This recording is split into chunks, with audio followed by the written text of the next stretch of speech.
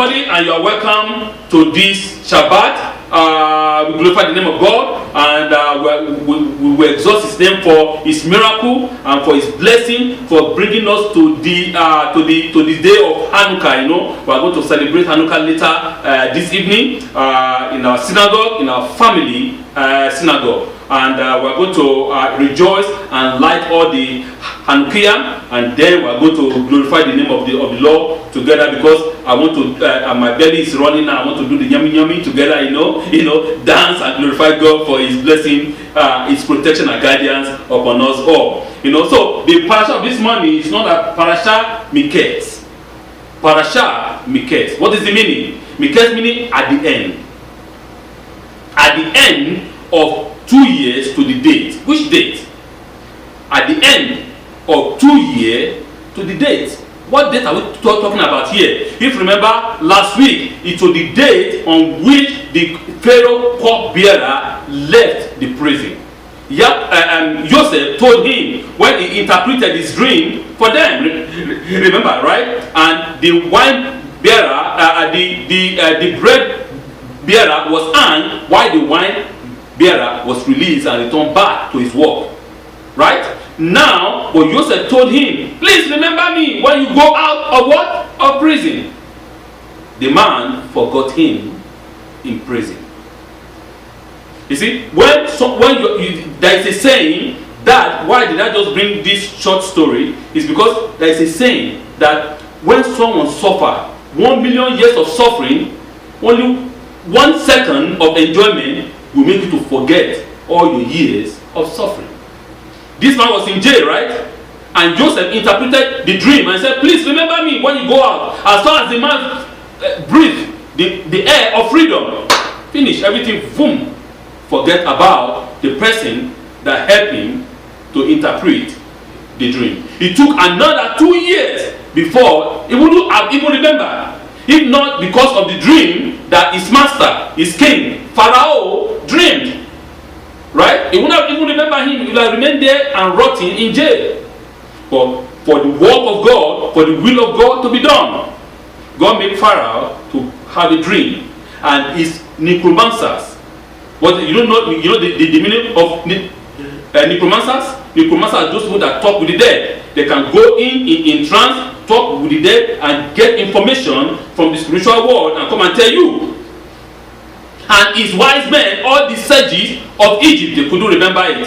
Is that true that they cannot? That they cannot interpret the dream of Pharaoh? Is that true? So, I would say they can't.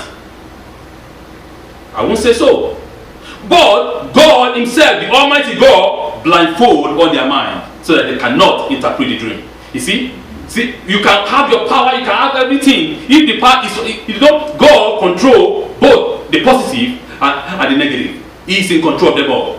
He owns all things. He created them all. So God make their brain to be zoom. They cannot remember. They cannot interpret. They are blind. They become blindfolded.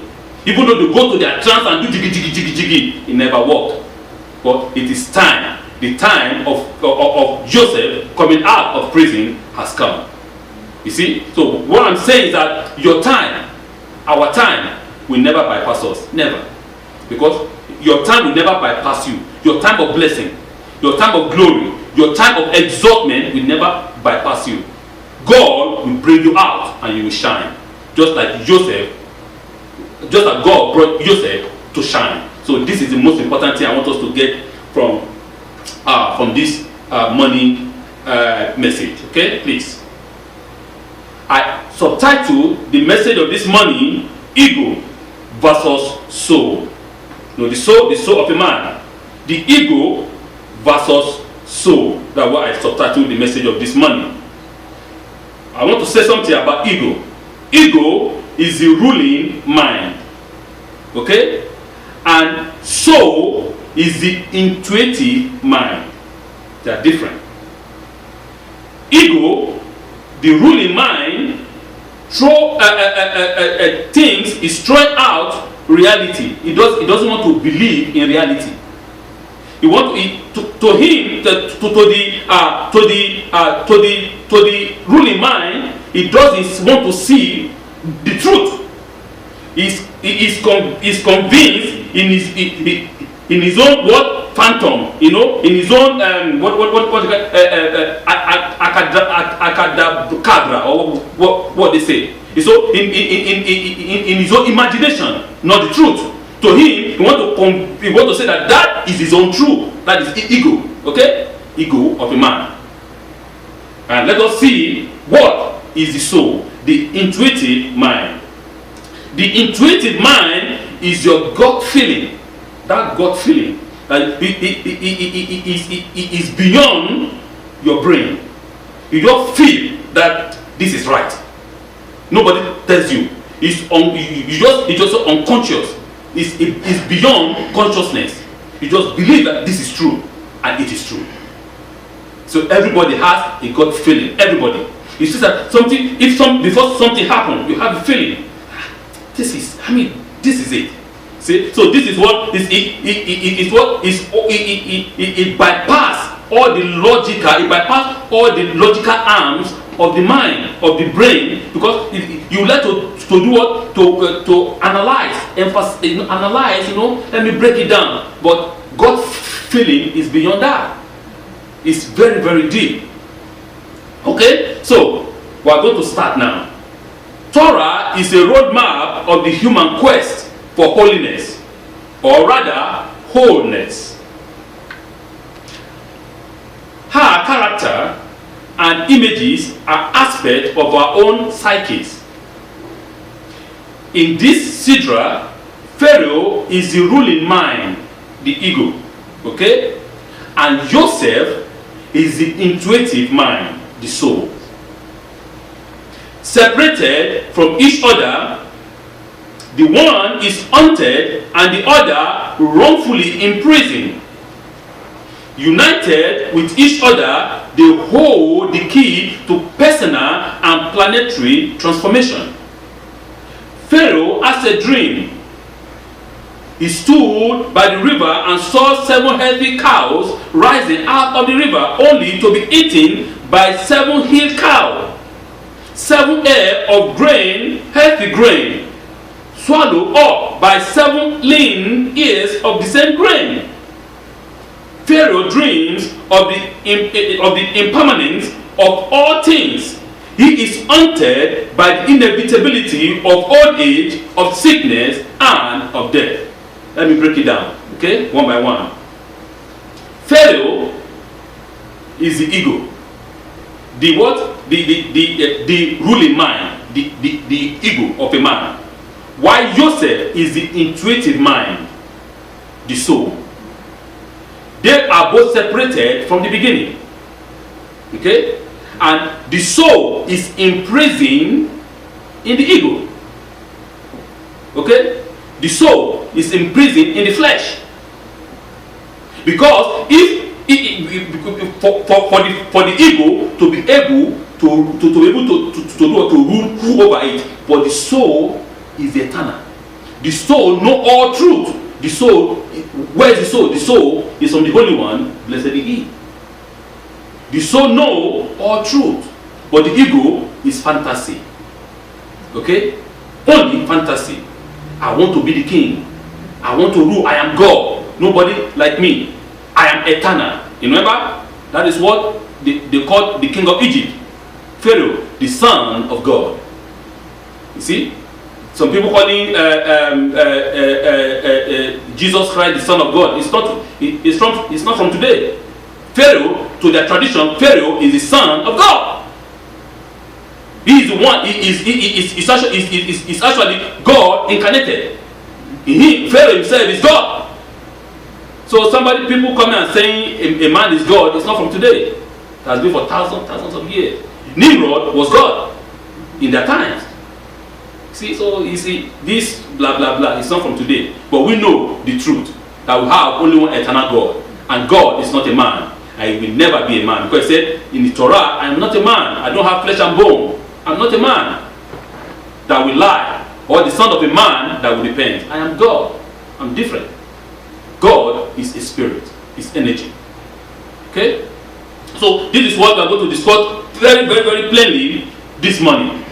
Pharaoh's whole world is there denying. The world of Pharaoh, the world he lives in, the fantasy he lives in is all denying. He denied death, that death does not exist, because I am Pharaoh, I am God. How can I die? Am I not God? I am God. He is a God king. You know, he will live forever. Oh, live forever, oh king. Even though we remember in the book of Kings, you know how they greet David Hamelech, live forever, oh king, right? It's a kind of a praise, you know. But David Hamelech, no, I'm not going to live forever. Not in this flesh, but somehow, somewhere in the spirit, yeah, I live forever in the spirit. But in this physical flesh, it's not possible, you know. So, ego possesses the illusion to each and every one of us. That is it. That is the word I'm looking for. Illusion. It is what? It is illusion. You know, the magic man, you know, that come, abracadabra, chwa, vala, is tricking your mind. That is what exactly the job of the ego. The ego that you have, my ego, our ego, is only to trick us. It's just like the world that we live in. You know, I always say the world that we live in is a what? It's a hologram. It's a trick. It's a hologram. It's programmed. Your mind, everything is programmed. The animals are the animals that we see are the most programmed. Man is the least programmed, and that's why man has independence, choice. The animal has no choice. They cannot choose. But you have a choice, because God does not program us in such a way. God does give us a little program, just small one. But the rest, it's left for you. You decide. I can bring you to the Torah, right? I can bring you to the river, but I will never force you to drink the water. You decide. I can bring you to the Torah. This is the river of life. Okay? This is the river of life. You want to drink, it's your choice. You decide. It's not me to force you to drink. No, it's your choice. But remember, when the day comes, God will know, oh, my servant has brought them to the river. They don't want to drink. It's their choice. You can remain thirsty if you want. But in the book of Yeshayahu, we said, why do you spend money for those things that does not pay? Come, it is free, the river. The water of life is free. Why do you spend your energy for those things that does not merit nothing? They will end here. When you leave, you are living with nothing, because you came with nothing. Why can't you enrich your soul so that when you go, you can be wealthy? You know? Okay, let's continue. Ego, like Pharaoh, seeks to control the world. That is the work of ego. To ward off personal suffering and deny the reality of his own mortality. Ego wants to tell us that we are immortal, which is a lie. We are mortal. We are not immortal. We have only one immortal, the Almighty, the Holy One. Blessed be He. We are mortal, but our ego wants to tell us that no. You know, I'm still young. You know, I'm young, but you don't know that your time is flying by. If I ask Enan, stand up. Can you tell me when you were 20 years old? And I think it was like yesterday. That's where it is. If I say, oh, stand up, Blanquita, can you tell me when you were 18 years old? Say, yeah, just like yesterday. Yesterday. But now, it's no longer yesterday. Time flies very, very fast. If I ask Blanquita, how old are you? Blanquita said, I'm 18 years old, which is true. If I ask Enan, how old are you? I'm 20 years old. That is true. Because in their mind, they are 18 years old. They are 20 years old. They are young. But the body is different. In the mind is young. The intuitive mind, it has no age. It's ageless. But the physical one has age. It decreases. The strength goes down. You have to understand that. Okay? So, yet Pharaoh cannot control his own dream. As egoistic as it might be, you cannot control that, because that is from the spirit. Okay? It's from the soul. The Zohar tells us that to dream of a river is a long for peace. As it is written, Behold, I will extend peace to her like a river. In the book of Isaiah, chapter 66, verse 12. Whenever you dream of a river, your soul seek for peace. That's what it means. That's the interpretation. Whenever you dream of a river, a flowing river, not a lake. I'm not talking about a lake. I'm not talking about an ocean. A river that flows. You can see it. That means your soul seek for peace. Alright? In Hebrew, peace and wholeness, they share the same linguistic root. To be whole, holistic. But most of us, as the Greek, want us to believe, they want to divide things. You can't divide things. God looks at every one of us in the holistic form. When God created the heavens and the earth, He created them one by one and He combined them together to walk in holistical way. The rain can say, no, I don't want to rain. No, I'm annoyed with these people. I'm not going to rain. It has to rain. The snow cannot say, okay, oh, no. This, I can see that Canada is too cold. I'm not going to snow today. I will snow next tomorrow. Let the sun shine. No. The snow will fall its program like that. Or the sun will not say, oh, because Enan lied yesterday. I'm not going to shine upon Enan. I'm going to shine for the whole world. But Enan, I'm not, that will work. That is it. You see, things are programmed that way. Everything do their own work, one by one, individually and collectively, as God has demanded them to do. Right? So, what I'm saying here is, we as a human being, we as a child of God, we as a children of God, have to understand the work of the ego and the work of the soul. Both of them combined together are powerful force. They can change the world. They can change the entire planet. They can change the entire universe if we can combine them to work, for them, both of them to work in harmony, balance. But the problem is, we always want to work to increase the power of the ego and decrease the power of the soul, and that won't work. And that is the problem that we're seeing in the world, when we have all kind of war, destruction, and death, all because of the ego of a man. My people must dominate your people. But if you don't give me your resources by peace, I will take it by force. What type of life is that? If the man said it is my own God-given resources, I don't want to give it. Why can't you go, you want to buy it, you buy it. Or why can't you just discuss with him, and make an arrangement? And if the man say no, you leave him alone. But say no, because I need it now, and you don't want to give it to me, I kill you. Because I have the power to kill you. See, you're oppressing because you have the power over him. Peace comes only when we are whole.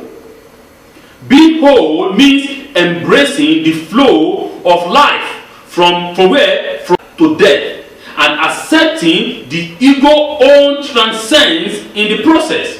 Only when ego sees its own impermanence as part of mortal flow of life can it relinquish its mad quest for control and enjoy the wondrous, albeit temporarily, blessing of life.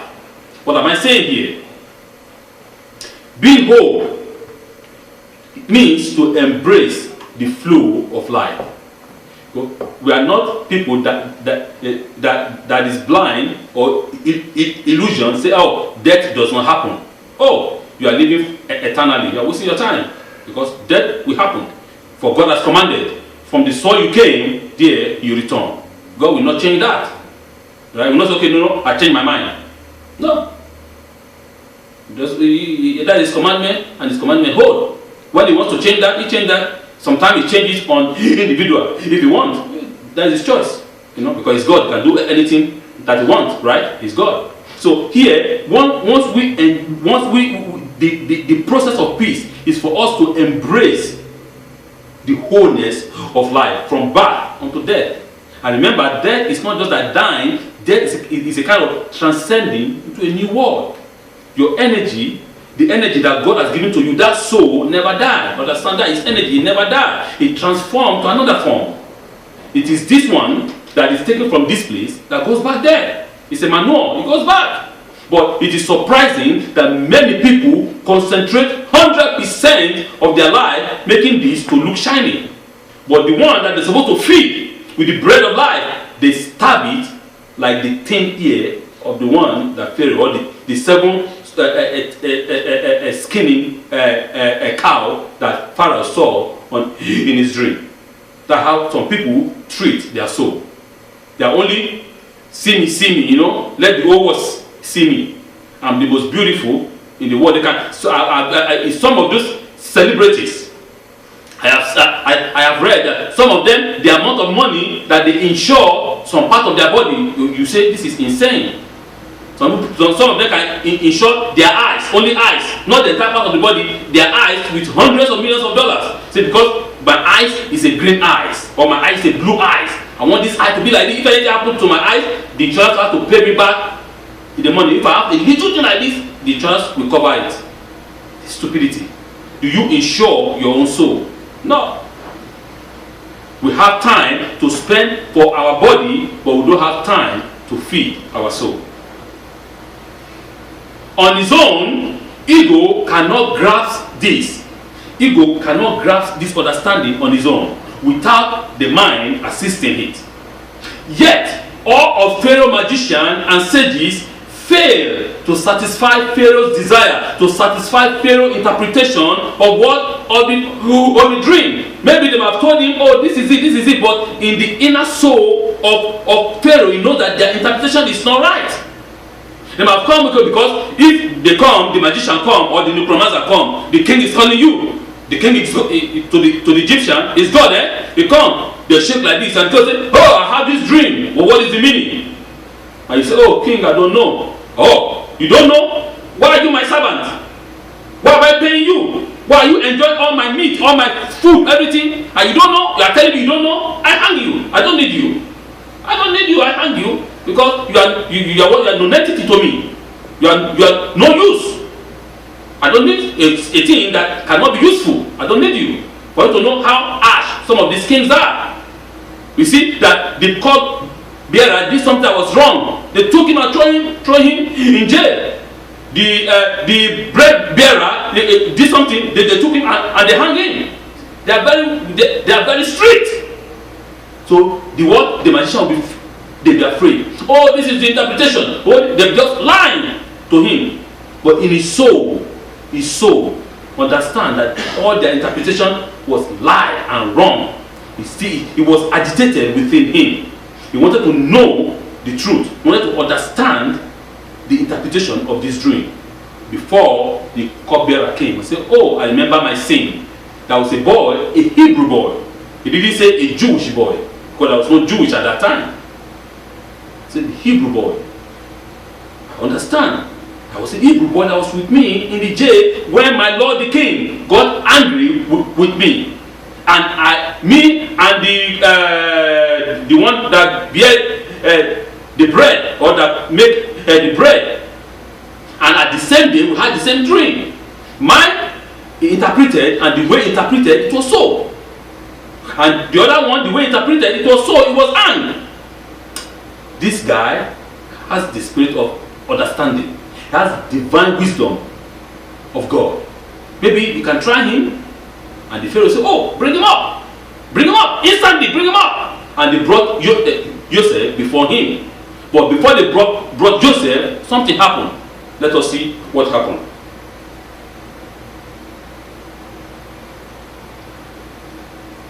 In our story, Pharaoh does this by summoning Joseph from the dungeon. He called up Joseph. Joseph is the intuitive mind, the soul. Remember?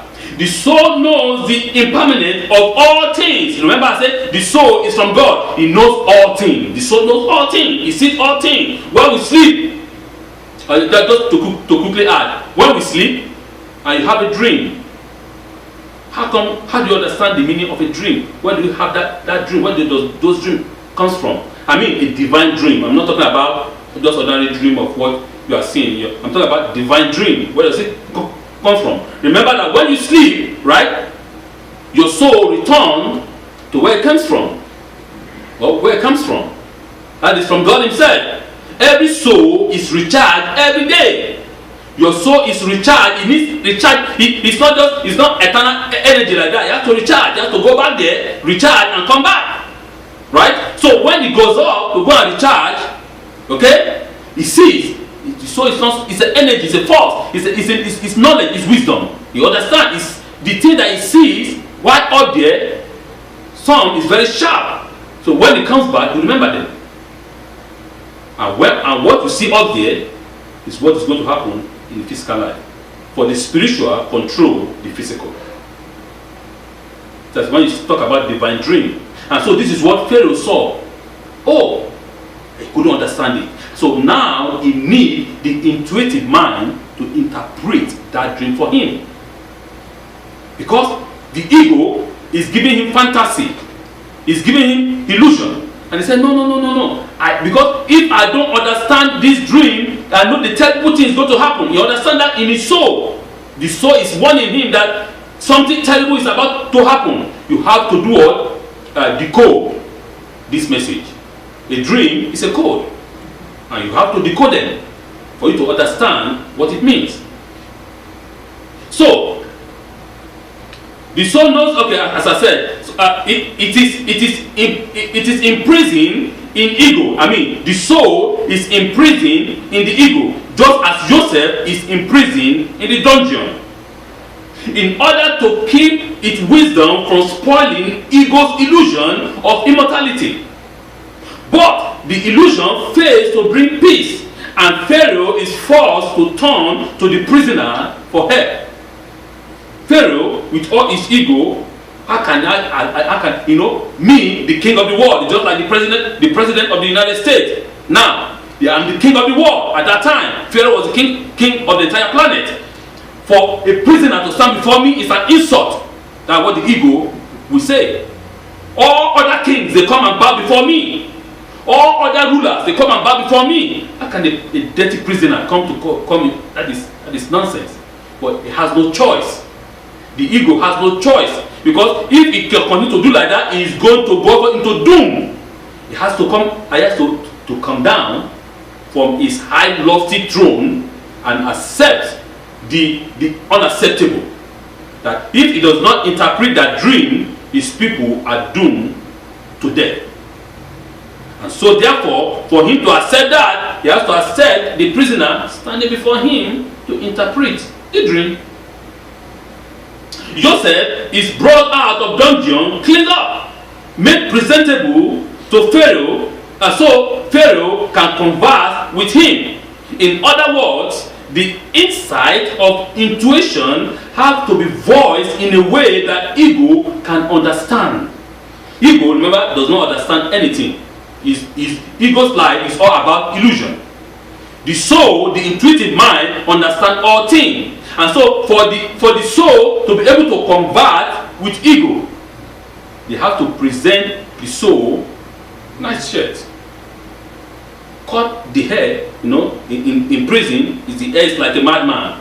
They cut it, they put sand, they make maquillage, they turn Joseph like an Egyptian. They make him to look exactly like an Egyptian, so that the ego can convert with him. Because if you come like a Hebrew, say, who is this? Why are you bringing this dirty, stinking guy before me?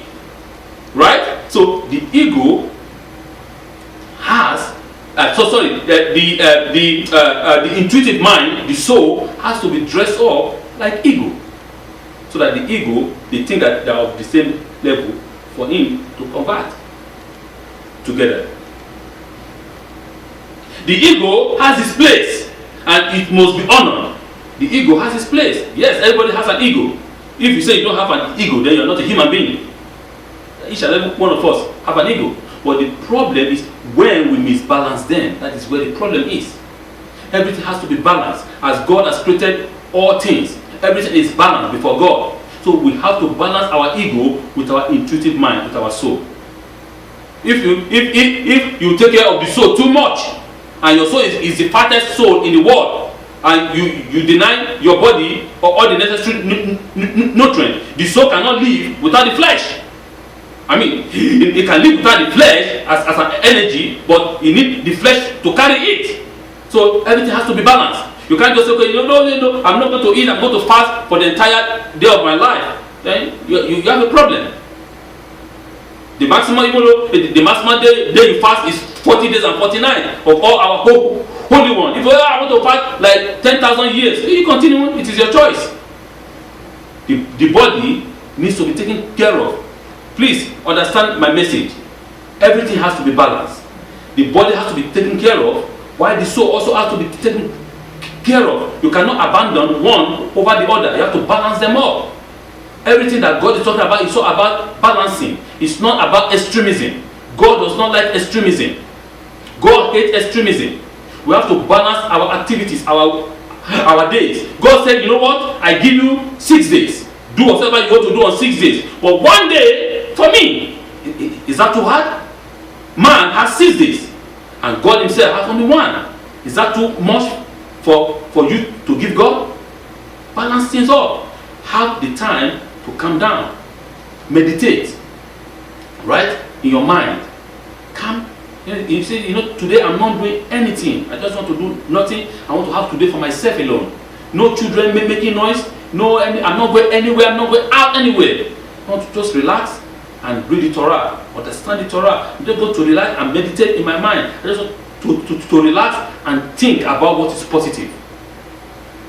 It's not hard. The word is not hard. We, human beings, make it hard. So, we have to understand that Joseph then revealed his real essence. Right? Because when he came before Pharaoh, he said what? Oh, I heard that you can do what? You can interpret dream. Right? That's what he told Joseph. And Joseph came, no, not me. Don't direct the glory to me. For the glory is not mine. There is one who is above all, who gave me the insight, who gave me the wisdom, who gave me the understanding to interpret dream. To him you shall direct your glory, not me.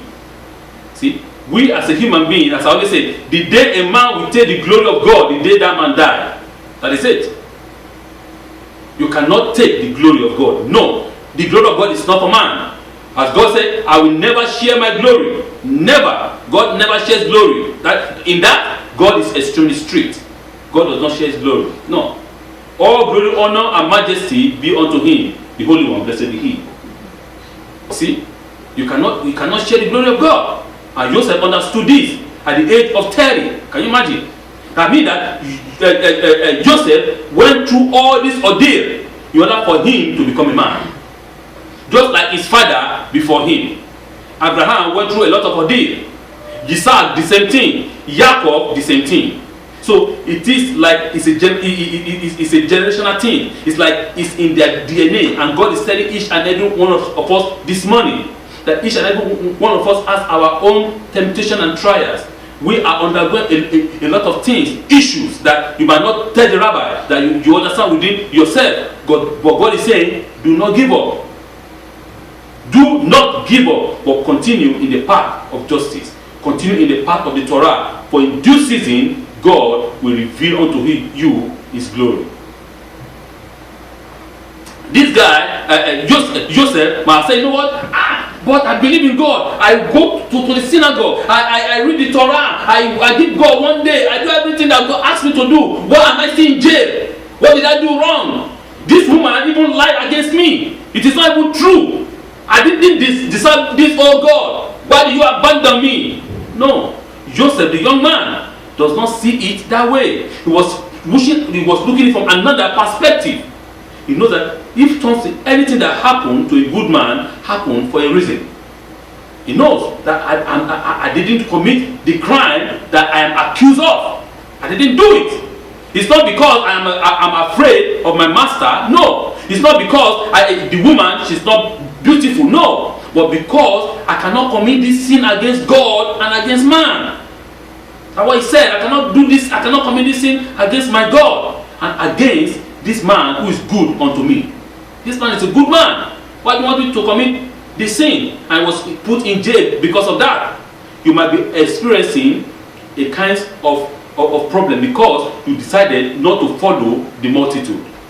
It's a lot of things, a lot of But look at what is going on in the world. For he said, okay, he said, I don't want vaccination, and you are being forced, even though the ethics, the code of ethics, of the health code of ethics in doctors and nurses said that a patient can refuse treatment.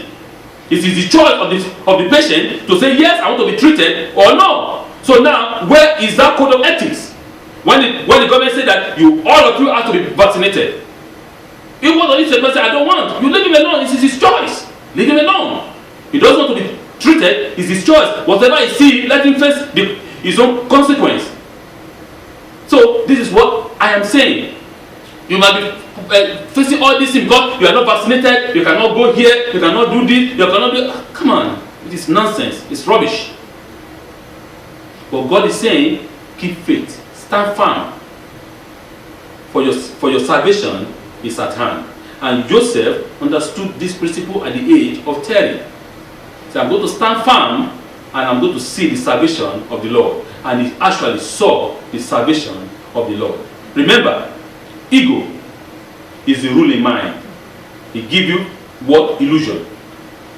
It makes you to live in this bubble world, the bubble world, think that you see everything is hunky-dory. In the world of illusion, everything is black and white. It's either black or white. There is no middle ground. Extremism. But in the world of the soul, of the intuitive mind, things are different. All kinds of colors, the rainbow colors, it's all there. So you can decide. And the intuitive mind is the mind of the Zohar, where the light, Zohar is a what? It's a prism. The prism, when the light passes through it, it divides all the colors. I see.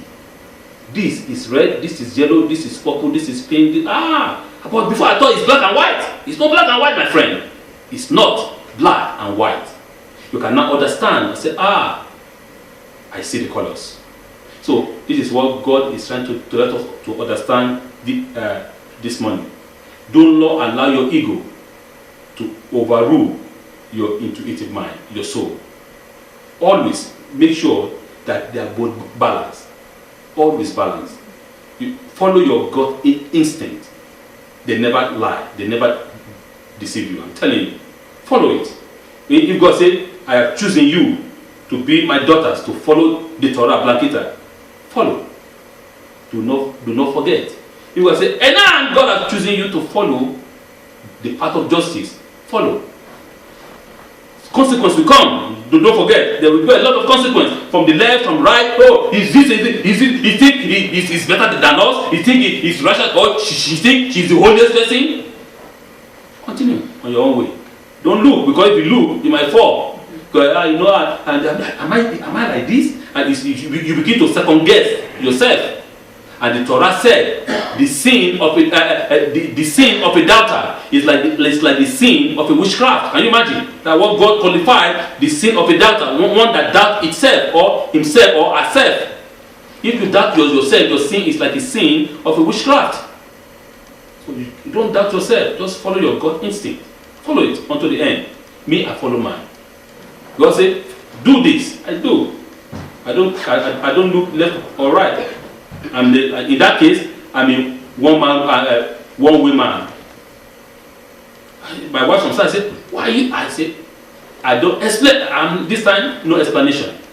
God just said, do. You do. And I didn't say, yeah. I can see the blessing. Okay. Because I follow. When you want to ask, when you want to question, you can question. But this time, God said, no question. You do. We're not zombie, right? We can question God. God is our Father. It's not like, no. You can go, why do you want me to do this? And he will explain to you. I'm telling you. They give you all the steps, explain to you. But there's some time, he said there's no time. Go ahead. There's no time to be sitting and be doing blah, blah, blah, blah. No time. Do now, and later I explain to you. And later you will see, when you look back, say, I can see what God was trying to tell me. Parasha Miketz. The ego is the ruling mind. The soul is the intuitive mind. Please, let's follow our God instinct, and they will never deceive you. Shabbat Shalom.